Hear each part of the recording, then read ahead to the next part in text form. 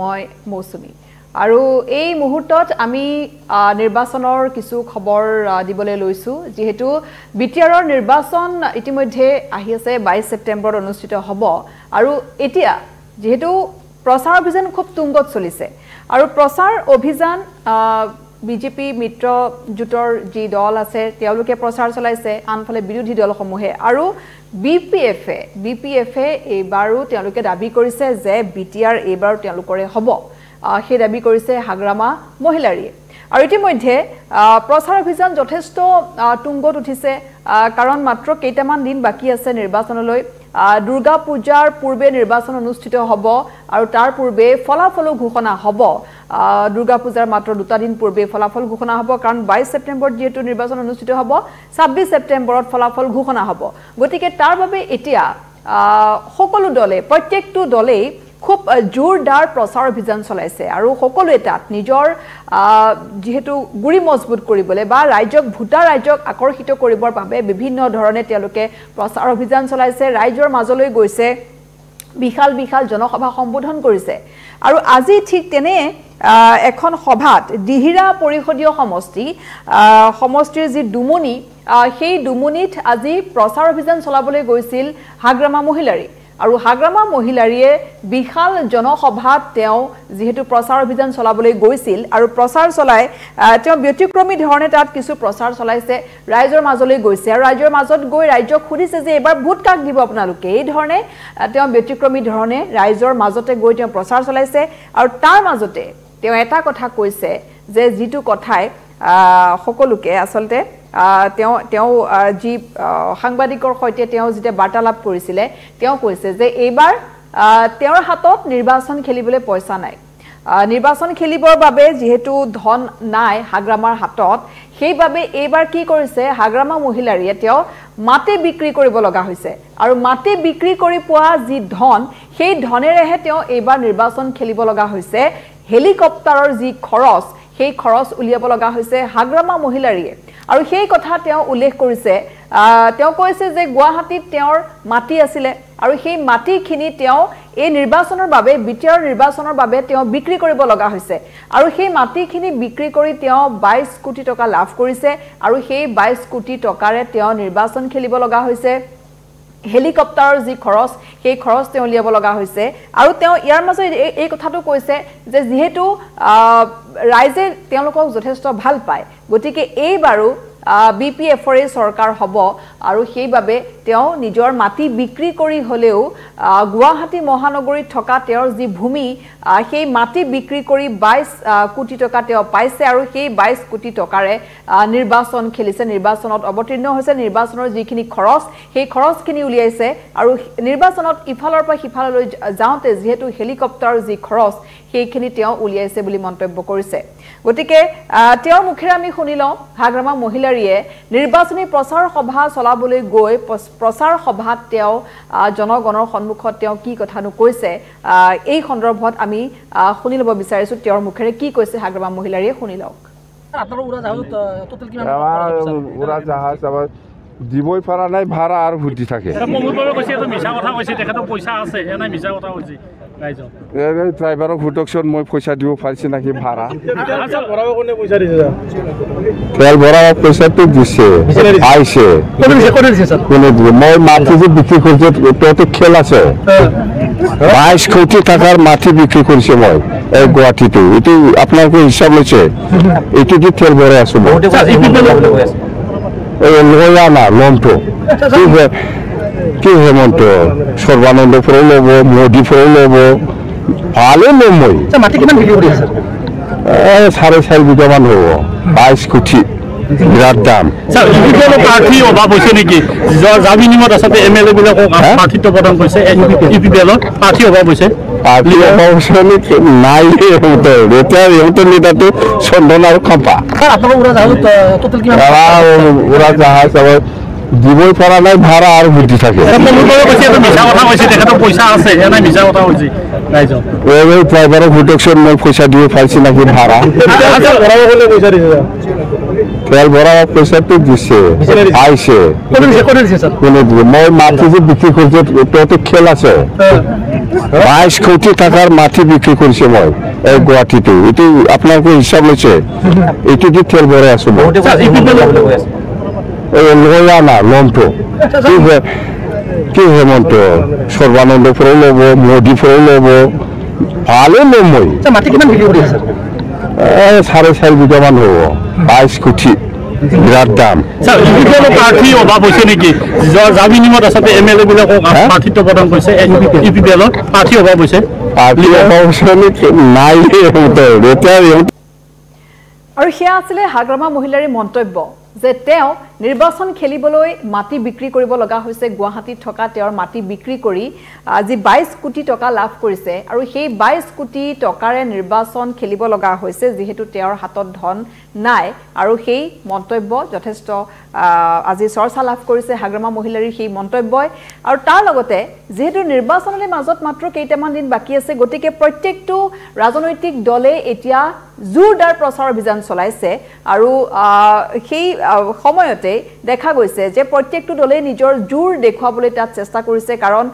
26 পূৰ্বে এই বিটিআৰৰ নিৰ্বাচন আৰু সেই বিটিআৰৰ নিৰ্বাচনত আসলতে শক্তি প্ৰদৰ্শনৰ বাবে বিজেপি মিত্ৰজোঁটৰ যি দল আছে ইউপিপিএল তেওঁলোকেও যথেষ্ট তাত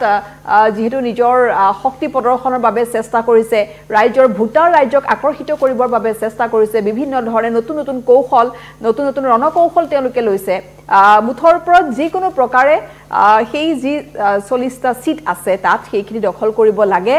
বিটিআৰৰ আৰু গতিকে সেইভাবে প্ৰত্যেকটো ৰাজনৈতিক দলে এতিয়া তাত সেই ধৰণে ব্যস্ত হৈ আছে কিন্তু তাৰ মাজতে বিপিএফৰ মুৰব্বী যেহেতু হাগ্ৰামা মহিলাৰী তেওঁৰ যেটো ভাৱভংগী বা প্ৰত্যেকখন প্ৰচাৰ সভাতে তেওঁ এইটোৱে দাবী কৰিছে যে এইবাৰো বিপিএফৰে জয় হ'ব কাৰণ তেওঁ যেহেতু বিভিন্ন ধৰণে তেওঁ প্ৰমোদ বড়োকো তেওঁ কটাক্ষ কৰিছে তেওঁ সমালোচনা কৰিছে যে এতিয়ালৈকে প্ৰমোদ বড়োৱে তেওঁৰ নিজৰ সমষ্টিটোকে তেওঁ নিৰ্বাচিত কৰিব পৰা নাই যে কোনটো সমষ্টিত তেওঁ নিৰ্বাচন খেলিব প্ৰমোদ বড়োৱে সেইটোকে তেওঁ এতিয়ালৈকে নিৰ্বাচিত কৰিব পৰা নাই আৰু তাৰ লগতে যেহেতু প্ৰমোদ বড়োৰ সভালৈ যিসকল মানুহ যাব তেওঁলোকে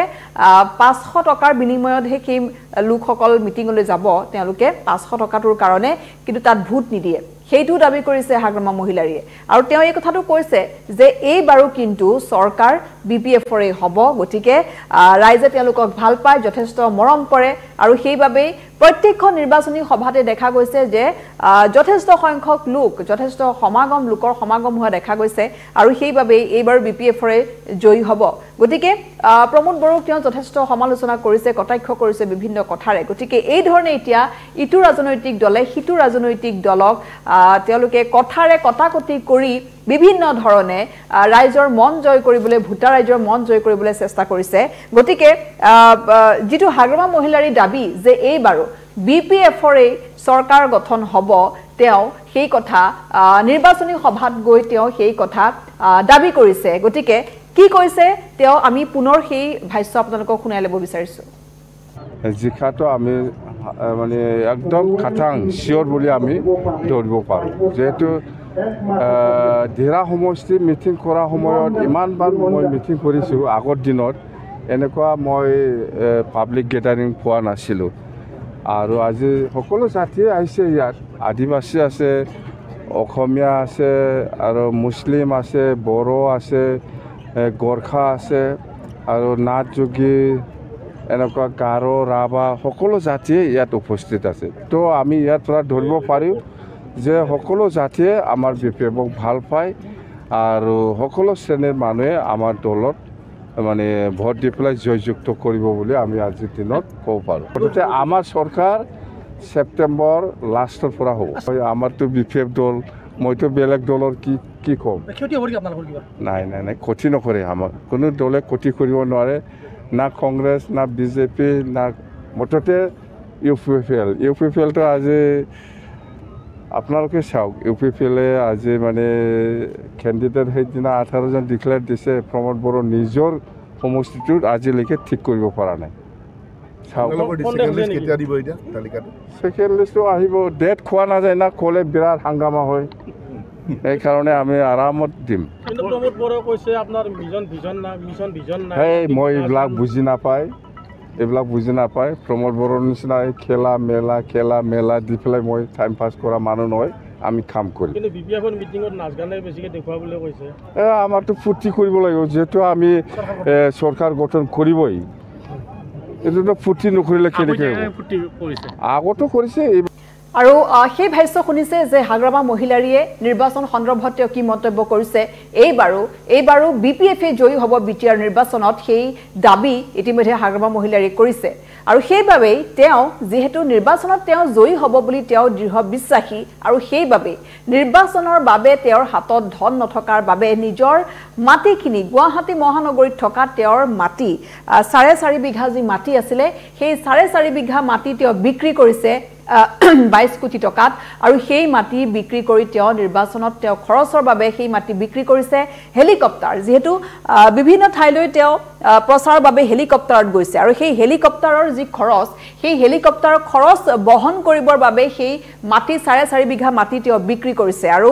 সেই কথা তেওঁ এই ধৰণে উল্লেখ কৰিছে আৰু দৃঢ় বিশ্বাসী হৈ আছে তেওঁ যে যিকোনো প্ৰকাৰে এইবাৰো বিপিএফ জয়ী হ'বই আৰু সেইবাবেই নেকি তেওঁ সকলো তেওঁ এই নিৰ্বাচনৰ নামত তেওঁ সকলো দি দিছে তেওঁৰ মাটি বিক্ৰী কৰিছে মাটি বিক্ৰী কৰি সেই পইচা তেওঁ নিৰ্বাচনত তেওঁ খৰচ কৰিছে হেলিকপ্টাৰ খৰচ উলিয়াইছে সকলোখিনি তেওঁ কৰিছে আৰু তেওঁ এইটো যে ৰাইজে তেওঁক বহুখিনি মৰম কৰে আৰু গতিকে এইবাৰো প্ৰমোদ বড়োৱে কোনো ধৰণে তাত প্ৰভাৱ বিস্তাৰ কৰিব নোৱাৰে গতিকে বিটিআৰ বিটিসি ৰাইজৰ যি মৰম চেনে সেয়া বিপিএফৰ প্ৰতি এতিয়াও আছে আৰু সেইবাবে এই বিশাল জনসভাত দেখা গৈছে যে যথেষ্ট সংখ্যক লোক আহিছে আৰু তেওঁলোকে সাপোৰ্ট কৰিছে হাগ্ৰামা মহিলাৰীক গতিকে সেই ফালৰ পৰা তেওঁ দৃঢ় বিশ্বাসী যে এইবাৰো যেহেতু বিপিএফে চৰকাৰ গঠন কৰিব গতিকে মাজত মাত্ৰ কেইটামান দিন বাকি আছে যেহেতু 22 সেপ্টেম্বৰত নিৰ্বাচন অনুষ্ঠিত হ'ব আৰু তাৰ পাছত 26 সেপ্টেম্বৰত তাৰ ফলাফল ঘোষণা হ'ব গতিকে সকলোখিনি গম পোৱা যাব যে যি 40খনকৈ আসন আছে সেই আসনত কোনে সেই হাঁহি মাৰিব বা বিপিএফে আসন লাভ কৰিব তেওঁলোকে কেইখন আসন লাভ কৰে বিজেপি যেহেতু মিত্ৰ দল যি ইউপিপিএল আছে তেওঁলোকে কিমান আসন লাভ কৰিব বা বিৰোধী দল কংগ্ৰেছৰ তাত কেনেকুৱা ধৰণৰ ভূমিকা হ'ব সেই সকলোখিনি জল পট হ'ব মাত্ৰ আৰু কেইটামান দিনৰ পিছতে অৰ্থাৎ দুৰ্গা পূজাৰ পূৰ্বে নিৰ্বাচন যেহেতু অনুষ্ঠিত হ'ব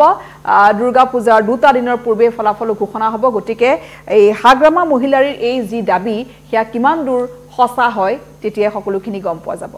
গতিকে এই প্ৰতিবেদনৰ পৰা আমি বিদায় লৈছো গতিকে